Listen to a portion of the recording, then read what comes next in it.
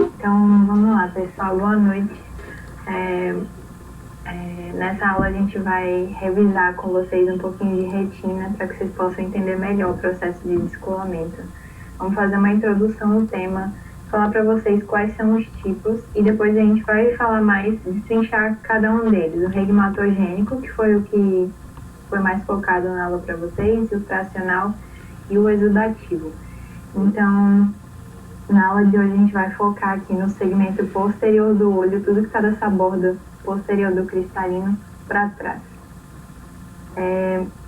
Aqui a gente tem duas imagens da retina, essa da direita aqui, um corte histológico, essa aqui da esquerda, um esqueminha para que a gente possa entender melhor essas 10 camadas. Se você não lembra nada disso, não tem problema, a gente vai revisar agora. Então, essa seta amarela indica aqui o sentido da luz, por onde a luz está, como a luz está incidindo na retina. Tudo que a gente tem aqui na parte superior da figura é interno, é a parte interna do olho. E aqui embaixo a gente tem a parte externa, certo? Então a luz entra nesse sentido aqui e o estímulo, o impulso nervoso vai sair no sentido contrário, de forma a sair lá no nervo óptico, lá em cima. Uma coisa muito importante para a gente entender por que o descolamento de retina é tão prejudicial é entender como é que funciona a vascularização dessas células aqui. Então, nós temos 10 camadas. As camadas mais internas aqui, da sexta para cima, são vascularizadas pela retina, aqueles vasinhos que a gente viu bem na aula de retinopatia diabética.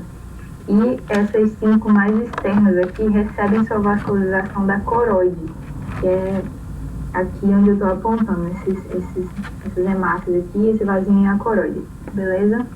Vocês vão, dependendo do lugar que vocês vão ler, vocês vão encontrar que da sexta para baixo da coroide, vai variar um pouquinho, mas em geral é isso aqui.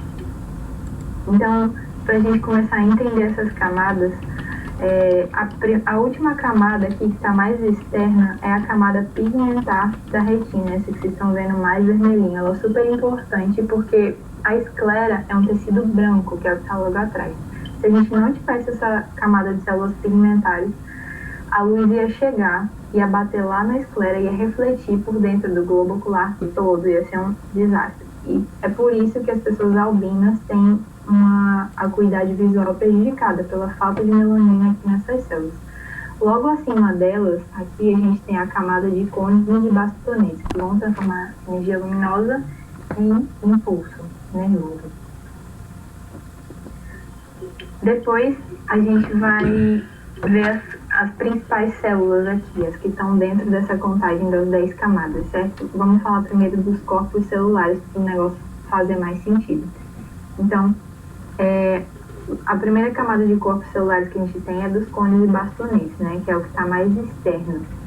E aí essas células vão mandando impulso nervoso de uma para outra até sair lá em cima no nervo óptico. Então, dos corpos celulares dos cones e bastonetes, depois a gente tem na camada 6 as células bipolares e depois lá na camada 8 as células ganglionares. Basicamente são essas 3 células que vocês precisam saber. E aí, beleza. Para o estímulo passar de uma célula para outra, a gente precisa ter as conexões, que são justamente essas camadas plexiformes. Aí o negócio começa a fazer mais sentido. Então, aqui na camada plexiforme externa, é a que vai passar o estímulo dos corpos dos cones e bastonetes para as células bipolares. A camada plexiforme interna, lembrando que essa parte aqui é a mais interna do olho, vai passar o estímulo das bipolares para as ganglionares. E depois a gente tem as fibras do nervo óptico, que vão ser emitidas por essas células ganglionares. Então a gente viu já essas duas primeiras, vimos os corpos celulares e vimos que precisa ter as plexiformes para conectar um corpo celular ao outro. E a gente já está quase acabando. Depois a gente tem as membranas limitantes, que aí vamos decorar mesmo, né? Que é a camada 3 e a camada 10. Essa camada 10 aqui é a mais interna. Acima dela a gente já tem o vítreo, certo? O vítreo do olho, que é aderido aqui nessa membrana limitante interna. Isso também vai ser importante para vocês entenderem o descolamento. Então, depois que a gente entendeu toda essas camadas aqui, o que é o descolamento? No descolamento de retina, a gente vai ter uma separação da camada do epitélio pigmentar da retina neurosensorial. Esse descolamento, tem algumas situações especiais em que não acontece aqui, mas geralmente é sempre aqui, porque lá no período embrionário, isso aqui eram duas coisas separadas, certo? Existia um espaço aqui. E aí depois esses folhetos se unem. E quais são os tipos? Então, a gente tem 3 tipos principais, e o que os professores focam na aula de vocês é o regmatogênico. Então, vamos começar aqui por ele. Regmatogênico é esse nome que parece esquisito e feio, mas vem do grego regma, quer dizer rasgo, e é justamente isso que acontece. Essa imagem aqui mais superior. A gente tem um rasgo na retina, e aí vocês veem esse líquido azul aqui, que é o vítreo, que está entrando por esse rasgo, certo? E aí a clínica do paciente vai depender, né, de onde vai ser esse rasgo, se esse rasgo for perto da mácula, se esse rasgo for, por exemplo, numa parte superior do olho, o paciente vai perder campo inferior, lembre que é sempre invertido. E se for superior, ele vai evoluir mais rápido também, porque o vítreo vai entrar e pela gravidade ele vai descer mais rápido lá por trás. O segundo tipo, o tracional, que é esse aqui mais de baixo.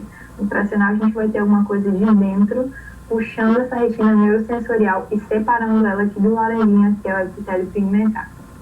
E depois o exudativo. O exudativo acontece quando alguma dessas camadas, algo aqui atrás, está produzindo líquido que está vindo aqui para o meio onde antes existia um espaço lá na vida embrionária e está empurrando a retina neurosensorial para frente, certo? E agora os meninos vão detalhar para vocês cada um desses tipos. Pronto, galera, vamos lá. Regmatogênico. Mari já explicou para vocês o que é. Regma vem do grego de rasgo. Togênicos já sabem, origem de alguma coisa. Então, originário de um rasgo, originário de uma ruptura. Então, da onde vem o regmatogênico é quando a nossa retina ela se rompe e algo acontece. E o que acontece? É o acúmulo de líquidos abaixo da retina neurosensorial. Então, passa o slide, por favor, Mari, para poder aproximar essa imagem que está agora neste slide. Aproximamos. Vocês estão vendo agora aquela mesma imagem que Mari mostrou lá no início, mas finge que tem líquido aí embaixo, na região onde está descolado. Então, ocorre um rasgo na retina neurosensorial e um líquido escorre por debaixo e faz como se fosse tipo uma dissecção de aorta, em que abre lá a camada interna do vaso e sai dissecando. Mesmo princípio, entra líquido por debaixo, sai dissecando, separando o epitélio pigmentado da retina da camada neurosensorial. Mas o que esse líquido, Arthur, de onde vem esse líquido? Aí vem a nossa primeira associação, que é com o descolamento do vítreo posterior. O que é descolamento do vítreo posterior? É a liquefação do vítreo. Gente, o vítreo é uma gelatina. Basicamente é uma gelatina e é transparente para que possa ter passagem dos raios solares lá para poder não dar opacidade na nossa visão. E por ser uma forma gelatinosa, ela pode se liquefazer. Como é que ela se liquefaz? No decorrer da vida. Então, no decorrer da sua vida, no decorrer da minha vida, nós iremos ter uma liquefação fisiológica do nosso vítreo devido à velhice. Entretanto, tem algumas pessoas que isso ocorre mais rapidamente, envolvendo outros fatores de risco que eu vou contar, que já logo embaixo vocês já podem ler. Vai influenciar para que ocorra um rasgo e esse líquido passe para debaixo da retina neurosensorial. Mais ou menos, o descolamento do vítreo posterior ocorre mais ou menos lá entre 50 e 75 anos. Tem pessoas que ocorrem mais cedo, são pessoas que inclusive às vezes têm mais descolamento de retina de uma forma mais jovem, mas normalmente 50 a 75 anos é quando começa o descolamento do vítreo posterior, a liquefação do vítreo posterior de uma forma fisiológica, tá bom? Então, imagine sempre uma gelatina que vocês comem, gelatina de morango, quando derrete fica aquele líquidozinho, é o vítreo derretido. Enfim. Além disso, fatores de risco, então uma miopia, um trauma, uma história familiar de descolamento de retina ou quadros inflamatórios da cavidade vítrea, como um uveiite, por exemplo, pode fazer com que ocorra o rasgo na retina neurosensorial e esse líquido escorra por debaixo dela, fazendo com que ocorra uma dissecção lá, vai dissecando toda a região, separando nossa retina sensorial do epitélio pigmentado da retina, ocasionando o que se chama de descolamento de retina regmatogênico. Passa Coisinha, por favor, qual é o nome? Esse negócio aí, slide. Isso. Quadro clínico. Gente, vai ser inespecífico. É algo muito lento de se ocorrer. Muito lento. Então, normalmente o paciente ele não refere nada para você. Ele vai aparecer para você normalmente quando ele já tem realmente um acometimento da visão em si, quando tem um bom descolamento de retina, mais ou menos. Então, assim, basicamente, a queixa vai ser inespecífica porque normalmente isso acontece na periferia da retina. Então, por acontecer na periferia, não prejudica muito a visão, porque a nossa visão, a maior parte da nossa visão está concentrada onde? Na mácula, né? Como todo mundo já sabe.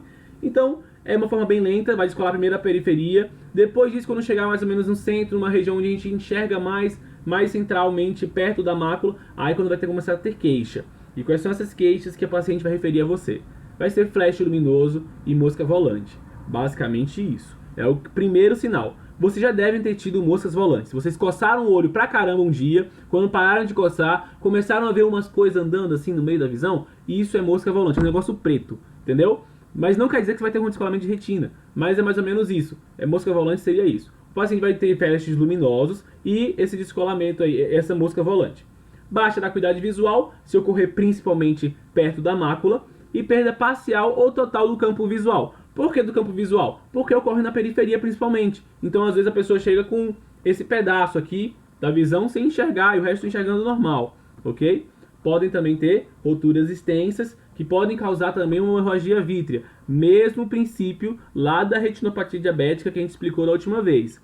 Às vezes tem vasos lá ligados à retina que liga ao vítreo. Então, se ocorrer uma tração muito forte ali, pode romper vaso. Rompendo o vaso, ocorre uma hemorragia vítrea. Mas isso é bem mais raro. Nessa imagem, vocês podem observar, Mari, você está apresentando, né? Eu mostro o cursor para eles. A região onde está descolada é a parte verdinha. E observem que está bem em cima da mácula. Então, esse paciente em si, ele chegou aí já com uma baixa da acuidade visual importante devido ao descolamento de retina regmatogênico. Pode passar, por favor, Mari. Eu não sei, galera, se eu falei pra vocês, mas esse aí é o mais comum, tá? Regmatogênico é o fator mais comum de descolamento de retina.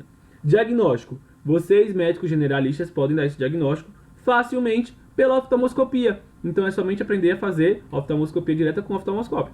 Isso aí é tranquilinho, só treinar.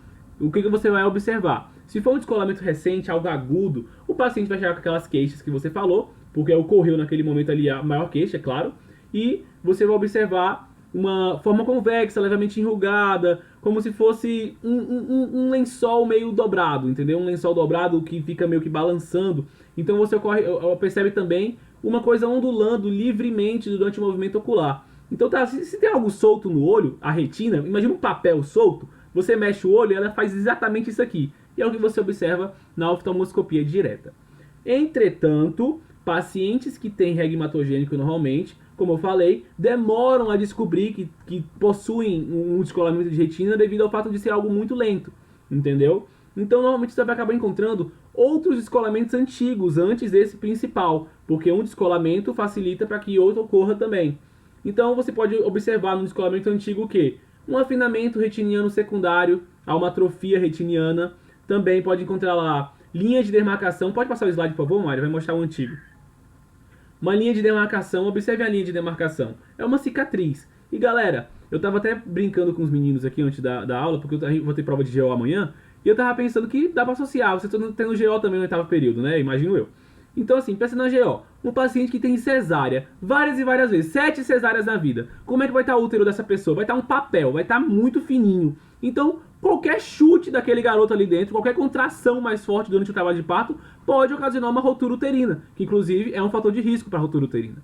Então, a mesma coisa. Se uma pessoa teve descolamento de retina algum tempo atrás e isso cicatrizou, a região do descolamento vai ficar mais frágil. Então, ocorre essa atrofia que eu falei de descolamento antigo. Então, descolamento atrás de descolamento, a retina vai ficando cada vez mais fininha, mais frágil, mais descolamentos podem ocorrer. Além disso, outro diagnóstico, isso é mais separado para a parte da oftalmologia, é a OCT, ou tomografia de coerência óptica. Não importa vocês verem como é que fica na imagem. E a ultrassom também é importante no diagnóstico, se o humor vítreo estiver opaco, por exemplo, numa hemorragia vítrea. Pode passar, por favor, a imagem, Mari? Isso aí mais ou menos vocês veem na ultrassom, galera. Tem aí a imagem ultrassom que ninguém entende nada, né? Porque é ultrassom. E do lado, um desenho mais fácil para vocês poderem entender. Então, essa imagem aí é a retina descolada, ok? E vocês podem dar diagnóstico por ultrassom, por exemplo. Pode passar a imagem, por favor, Mari. Tratamento. Vamos lá, galera. Tratamento, basicamente, já vai ocorrer, então você tem que prevenir que ocorra novamente, basicamente. Vamos primeiramente para a prevenção. Então, a opção terapêutica é a fotocoagulação. Lembra lá, você está fazendo uma cirurgia e está usando um oftalmoscopia em vez de... Enfim, depois eu leio. Não consigo ler direito, não. Vamos lá, na cirurgia você está usando um bisturi elétrico, por exemplo, está sangrando, você vai lá e coagula queimando, né? É o mesmo princípio. Fotocoagulação vai ser isso. Você vai tentar segurar a retina lá atrás, queimando ela para que ocorra tipo uma fibrosezinha e ela fica aderida ao epitélio, não descolhe mais. Mais ou menos isso, entendeu? Então você pode usar a fotocoagulação numa prevenção. E quem você vai prevenir? Pacientes míopes, pacientes que têm história familiar, aquelas fatores de risco que eu citei lá no início, ok? Vocês podem prevenir isso aí, ou pacientes que já tiveram descolamento de retina.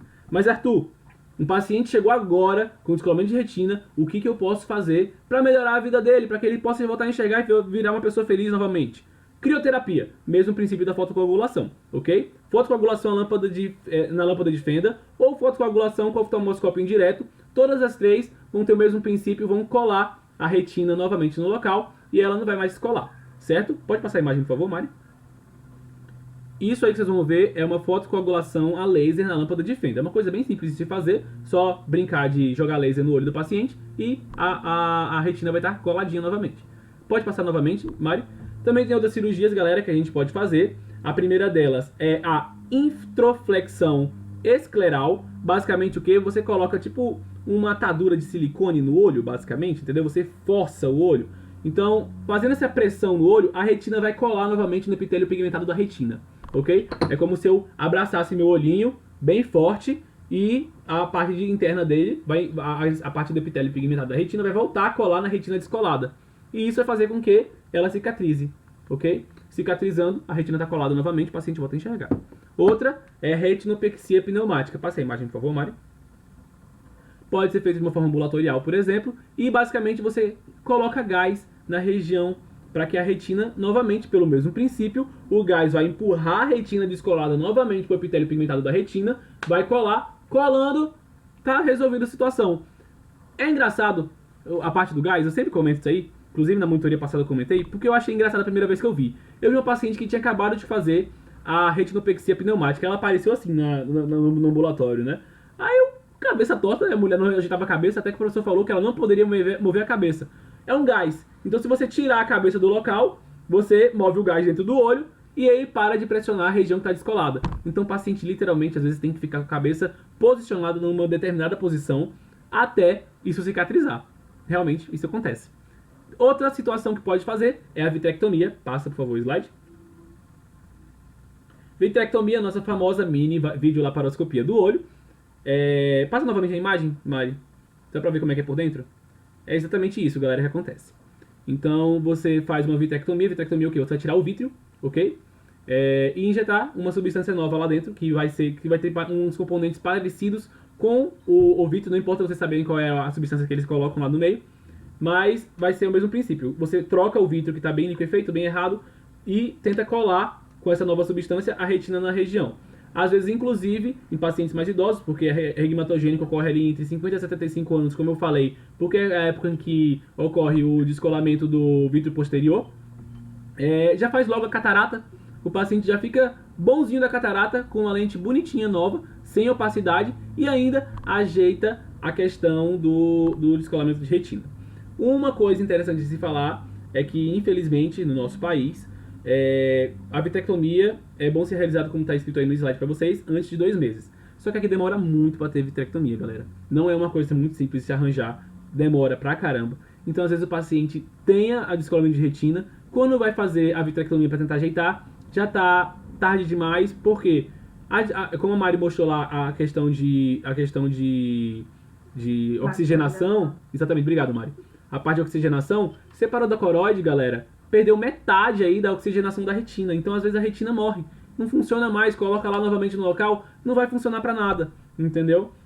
E a coroide faz muito essa parte de oxigenação, uma das principais. Claro que tem a parte lá da região mais interna, daqueles vasinhos que eu mostrei na retinopatia diabética aqui, também ajuda na oxigenação, mas a coroide é mais importante. Então, você perdendo esse contato, você perde a oxigenação que passa por difusão. Então, às vezes, o paciente acaba não ganhando a visão que ele teria se ele tivesse feito isso aí mais cedo. É isso aí, galera. Esse foi o regmatogênico. Agora vocês ficam aí com os outros, que vai ser com Einstein. Pode passar o slide. Então, pessoal, agora a gente vai falar um pouquinho sobre o descolamento de retina tracional. Então, assim, o próprio nome já ajuda muito a gente a entender a fisiopatologia da coisa, né? Então, a gente simplesmente vê, por algum motivo, algo traciona a retina, descolando o epitélio pigmentado.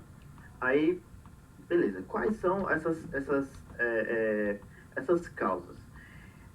Uma das causas mais prevalentes no nosso meio é a retinopatia diabética proliferativa. A gente vê aí como principal fator de risco, assim, de forma gritante.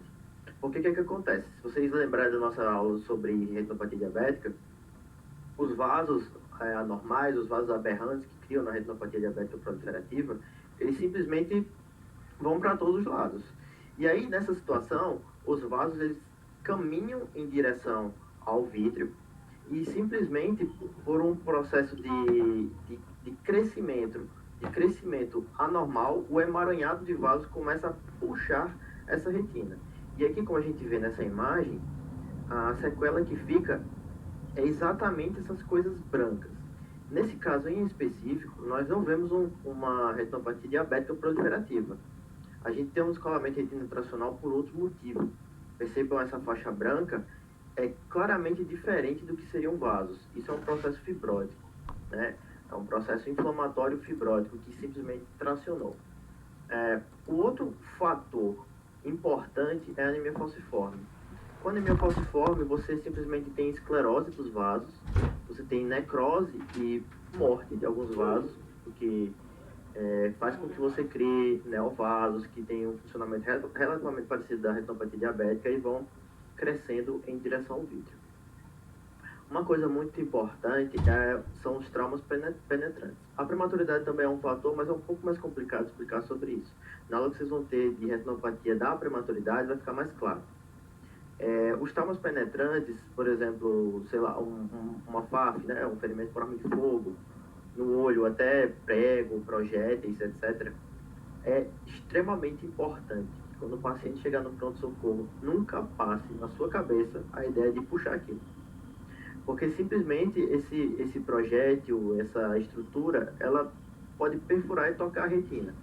Ao tocar a retina, quando você traciona de volta, ele simplesmente puxa e descola o epitélio pigmentado. Pode passar, Mari. E aqui a gente vê um quadro clássico de retinopatia diabética proliferativa, certo? Perceba que tem vaso passando aí onde não deveria, e ele simplesmente puxa e traciona essa retina.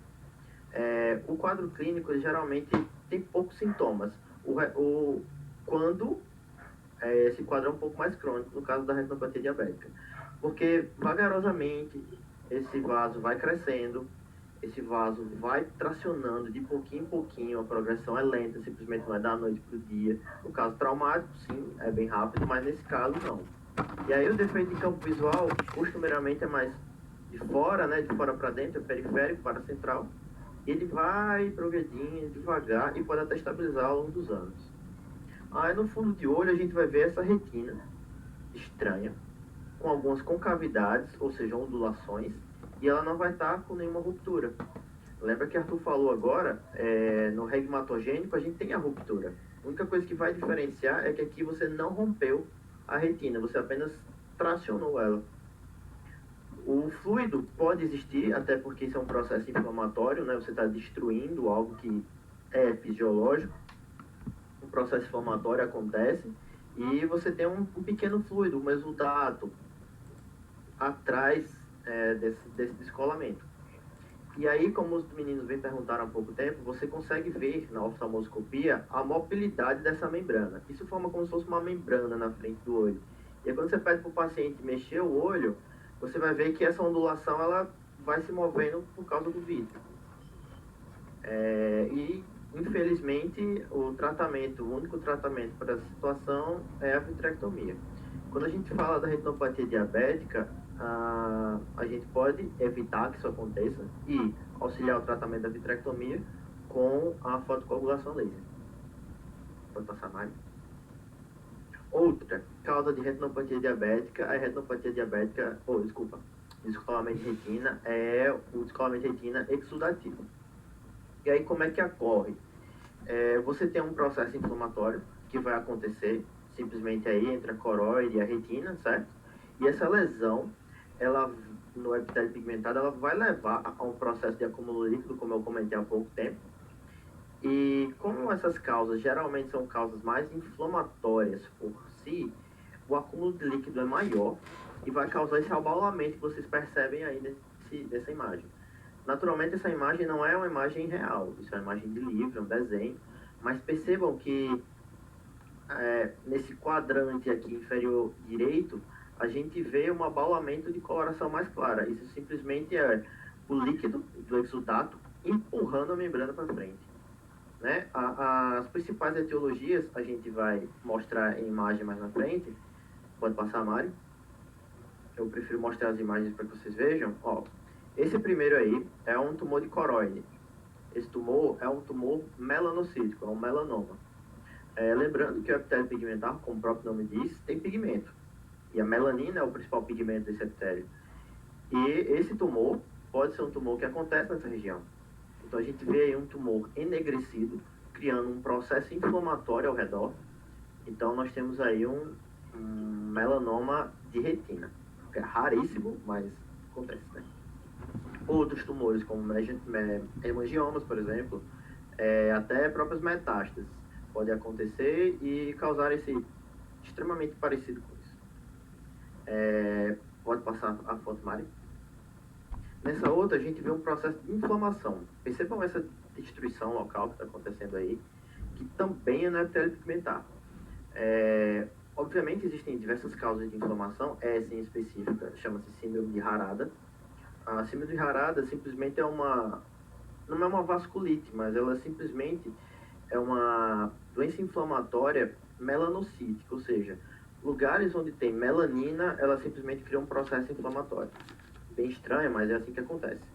E aí a gente vê um processo destrutivo do epitélio pigmentado da retina, com perfurações, isso branco que vocês veem é fibrose, e logo ao lado vocês veem a mácula no centro, e uma coisa branca rodeando. Isso é um descolamento de retina exudativo. Isso tudo é exudato, é líquido, que está descolando essa retina. Na próxima imagem, a gente tem um outro caso também, que é uma esclerite posterior. Isso que vocês estão vendo no branco é a esclera, a necrose da retina e um processo inflamatório já destrutivo avançado, que você simplesmente vê a esclera como branco. Uma hemorragia, muito exudato, é bem grave. Obviamente, esse paciente perdeu a acuidade visual desse olho, né? Percebam que a mácula está completamente comprometida. Existem outras causas, por exemplo, pode passar, Mário. Essa causa aí, por exemplo, chama-se manchas de leopardo. Pode acontecer pós-vitrectomia, pós-fotocoagulação a laser, por exemplo. Então, você queima alguns pontos, né, da retina, você queima alguns pontos lá e quando ela cola, fica esse queimado. Fica uma lesão que simplesmente ela não retorna mais ao normal. O quadro clínico, geralmente, desses quadros, é consideravelmente frustro, apesar de ter uma evolução um pouco mais rápida do que a anterior. Ela é mais aguda, mas dificilmente o paciente vai ter uma percepção assim absurda de que está acontecendo alguma coisa muito grave. E você não vê fotopsia, porque simplesmente o descolamento de retina, a exudação é muito importante. Então você não vai ver a movimentação muito fácil. A retina ela vai estar mais tensa. Então esse paciente vai ter menos fotopsia. No exame do fundo do olho, claramente a gente vai ver essa superfície abaulada, às vezes brilhosa. Não vai ter rugas, como eu bem falei, não é folgado, é tenso. Então você vai ver um processo, de certa forma, proeminente, né? E tem uma mobilidade relacionada à gravidade. Então se você tiver o líquido está se acumulando aqui embaixo, o paciente virar de lado, esse líquido simplesmente vem para cá. E aí você vê aquele líquidozinho movimentando entre o espaço do epitélio pigmentar e a camada anterior. Pode passar, Mari? Sim. E o tratamento é a vitrectomia, né? Aí realmente já não tem mais o que fazer. A vitrectomia é a única solução.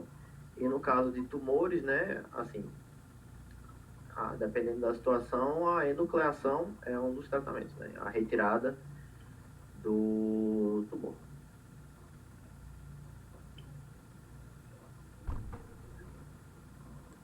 Dúvidas, galera? Então, era mais ou menos isso que a gente tinha para conversar com vocês. Caso vocês tenham alguma dúvida, podem escrever aí no chat que a gente Vai dá aquela responder. help. Também amo quando é rápido.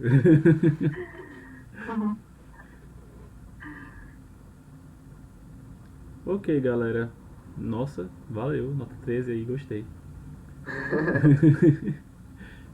Certinho, galera. Então, assim, qualquer dúvida, vocês podem falar com a gente no e-mail, no WhatsApp, no Telegram, em qualquer lugar que vocês encontrarem a gente até na rua. Então, só falar com a gente, tá bom? Que a gente tá disponível aí pra responder No vocês qualquer coisa. TikTok também. Vocês No têm TikTok que- também pode ser. Fala com a gente no TikTok. E é isso, galera. Muito obrigado aí por ter participado da monitoria.